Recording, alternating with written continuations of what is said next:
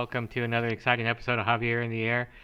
This is the should have been the 4th of July podcast. It's actually post 4th of July podcast. I actually forgot yesterday was Sunday because I had today off, so I was thinking today was Sunday. And needless to say, here we are. So I hope everybody had a good time this weekend for the 4th. What did you do? Did you do any tubing? Did you get any sun? Did you get out and about? Did you hit any nice restaurants? Feel free to let me know in the thread on my podcast, on my channel, my YouTube channel, Javier in the Air. And if you haven't subscribed, please subscribe. Also, let me know what you're doing for the summer. We're heading into the summer, or we're in the summer, and we're now into the thick of it. The thick of it being hot, hot, hot, and humidity.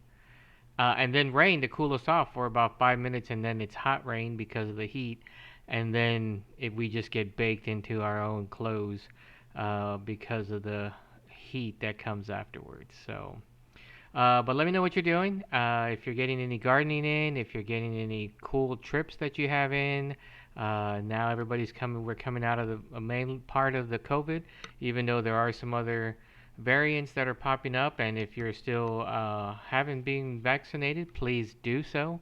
It's not just for me, it's not just for yourself, but it's also for friends and family who may be immunocompromised or just elderly or just alive. And so let's get out there and get those vaccinations in if you haven't done it. Most of the people I know already have.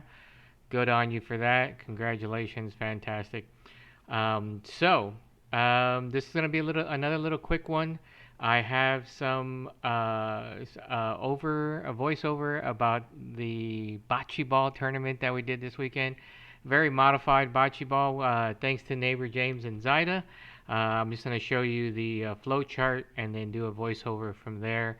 I forgot to do any video. I apologize to everyone for that. And then we'll get into our Zen moment. I'll talk a little bit about what's coming up, and then we'll have our beer review. So let's get right into it, and let's check out the bocce. Well, let's check out the flow chart, or the tournament chart of the bocce. So here is the quintessential bocce ball field, I should say, or layout of it. This is more the traditional way to do it. As you see, they are rolling their balls to try to get closest to the little white ball in the towards the end of the court. So this is something that you would see more often than our way of doing it. So let's look at the tourney though. Okay, so here's the tournament. So we all lucked out, and we being everyone but James and Zaida, lucked out by having James and Zaida play each other. Those are the two pros.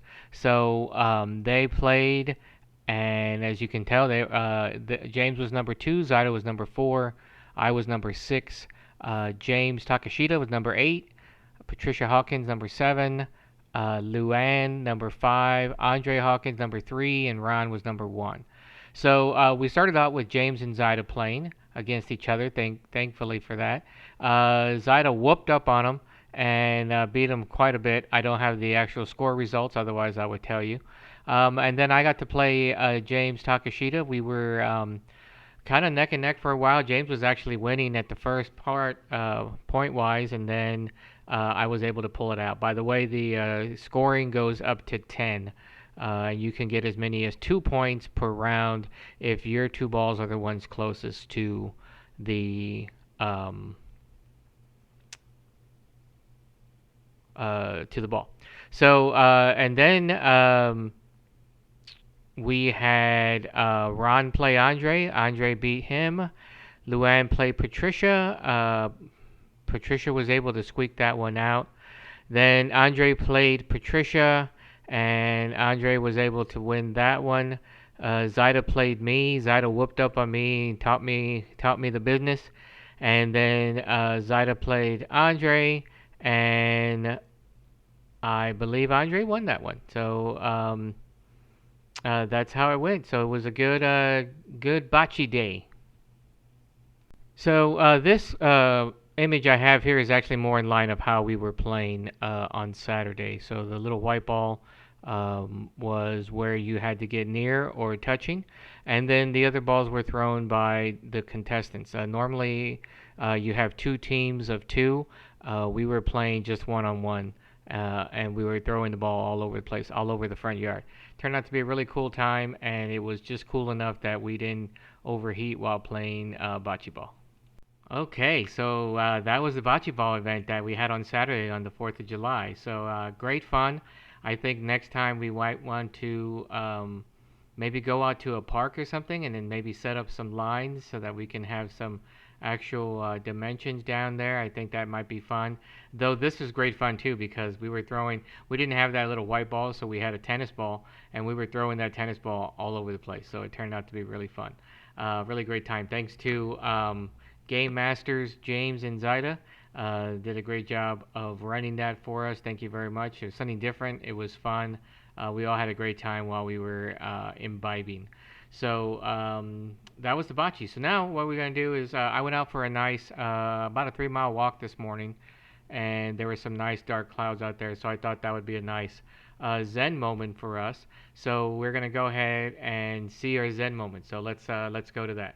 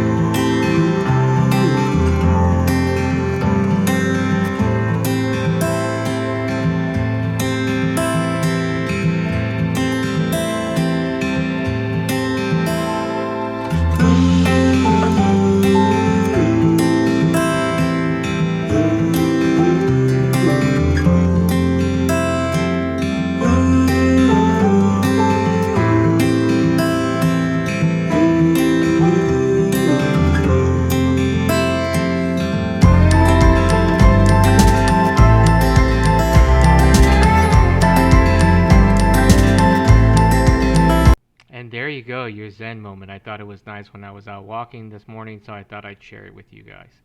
So, before we get into the beer, I just want to let everybody know I'm always looking for people to interview. So if you are interested in being interviewed, talk about something you're passionate about, everything except for religion and politics, of course, then be sure and let me know. Send out a thread on my YouTube channel, Javier In The Air, or send me a note on Facebook if we're friends on Facebook, or just reach out to me however you can reach out to me. So always looking for more people to interview, always looking for more people that are passionate about something to talk about there. And speaking of passionate, I have another series that I will be adding into this podcast. Not too long of a show, maybe just the highlights depending on how it goes.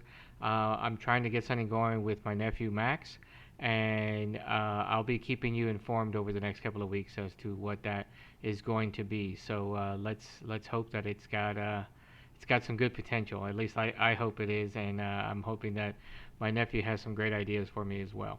So okay, so I am gonna go into the beer now. So this is the beer section of the show. I have something here from Belching Beaver Brewery, established in 2012. This is their Deftones Phantom Bride Indian Pale Ale. It is 7.1 ABV, so not too shabby. And so Belching Beaver comes to us out of Oceanside, California. And I want to read. Let me show you the can first. So very cool. Very cool. Very neat. And if Phantom Bright sounds familiar to you, there's a reason why. Let me read this to you. Named after the ethereal song by the one and only Deftones, Phantom Bride IPA is a blend of Amarillo, or Amarillo, depending on how you want to say it, Citra, Simcoe, and Mosaic hops, delicately balanced for the perfectly drinkable mix of citrus and hoppy goodness. A truly original Deftones slash Belching Beaver collaboration, envisioned by Chino Moreno and skillfully crafted by Thomas Peters. Sit back, put on your headphones, and drink away. Cheers. That was from Nathan. I guess Nathan is the brewmaster there. I'm going to go ahead and open her up. Didn't spill any this time. That's good. There we go. Here's the thing. Let me get closer to the camera. Hopefully I won't spill it on the keyboard. Nice, nice. Once again, this is Phantom Bride. I can already smell the hoppy goodness that they're talking about. There's Phantom Bride. So I can already smell the hops. It's just wafting from the can and wafting from the glass itself. So let me get going on this. There we go. Here we go. Wonderful smell of the hoppy goodness that they talk about from Belching Beaver. I don't have the nose quite yet to be able to distinguish the different types of hops. I can tell you that it's definitely hoppy. I haven't even tasted it yet, and it's definitely a hoppy beer, which makes sense because it is a India Pale Ale. So let's check it out.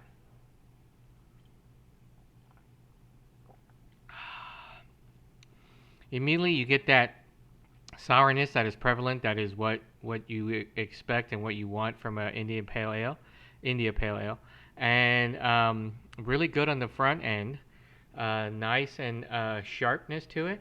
Really picks you up. I would consider this a nice breakfast beer, like the first beer, and when you hit a brewery, perhaps Belching Beaver,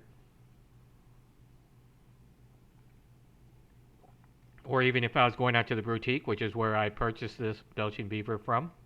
Thanks again to Scott and Jana for that, for being open and being available. And now with more and more restrictions being lifted, come on out to the boutique, make yourself a little home there. Say hi to Scott and Jana for me. They will set you up. If you've never been to a beer bottle shop before, this is the one that you want to go to. They are very knowledgeable on all types of beers. Definitely everything they have in stock. They have over 130 beers. Just go in, tell him what you want, and he will point you to at least 4 or 5. I guarantee you he'll point to at least 4 or 5 beers that you are going to like. So let's get back to this. Still a great smell to it. It's got a citrus smell to it as well. Aroma, I should say. Smell sounds a little gauche.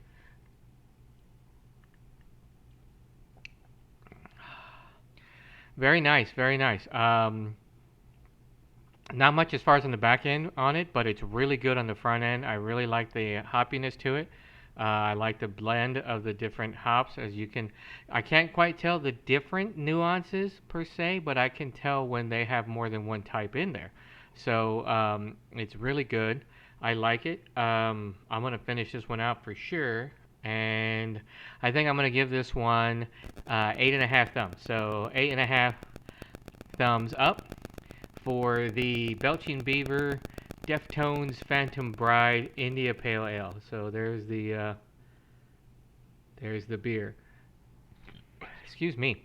So if you find yourself in the Cedar Park area, I hope that you would have a chance to go by and visit the boutique. They have all sorts of beer there. Really fantastic. For those of you that are watching that may be from Beer TV, hello, and I hope that you get a chance to come up and visit me in the Cedar Park area. If you do, just shoot me a message on the group chat, and I'll try to make it out there when you're there, and we can drink a beer too.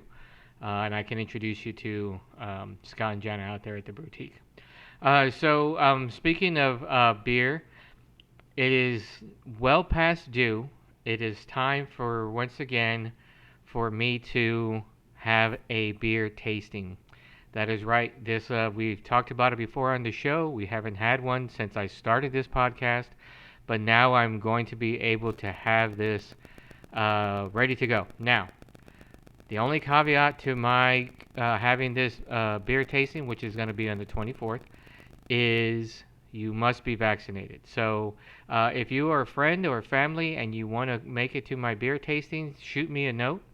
And as long as you're vaccinated, I'll send you an invite and you can come on by and have the beer. Now, the first beer tasting that I'm having, actually, the first tasting, I should say, that I'm having since COVID is actually going to be a beer. We thought we'd start out right and start with a beer. And it is going to be coffee beer. So, beer that has been either fermented with coffee beans or coffee bean has taken place in the fermentation process at some point. I also, to make allowance for a couple of people, you know who you are, I am going to allow for hard coffees, which I understand is not a beer at all. I get that. I totally get that. But I know some people that don't like beer at all. And then I know some people who don't like coffee either. So I'm trying to be nice to that group by having something that they may like to drink as well. I don't expect there to be a lot of them. I give away a door prize for best in show, so it can get quite competitive. So I'm hoping that I get a good group. I already have 2 or 3 people announcing what beers they're bringing. So if you're, like I said, if you're a friend or family and you're interested and I didn't send you an invite, shoot me a message and I'll try to get you on the list. I need to get confirmation. I'm trying to keep it relatively small, but not too, but not too small. And I don't want to get it super huge for the first beer tasting. For those of you who may not know, I did a tasting at my house every month for about 4 years consistently. So once a month, I had a tasting of some sort. Um, I found it to be really nice. Sometimes I'd have 3 or 4 people. Sometimes I'd have like 20 to 24 people. So it really depends on what we were drinking and time of year. So I'm really hoping I get a good group on this one, and we're going to have some great fun, some great food, and I will certainly be filming for the podcast. So that's it for this podcast. I want to thank everybody who still has stuck around watching my podcast. If you know somebody who may be interested in beer, who may be interested in getting on a panel of beer drinking, for someone who may be interested in co-hosting an episode or two, be sure and shoot me a message. I can line something up for sure, and we'll go from there. So I hope everybody had a good 4th. I hope everybody's having a good 5th. And I will talk to you all again this weekend. Thanks a lot, everybody.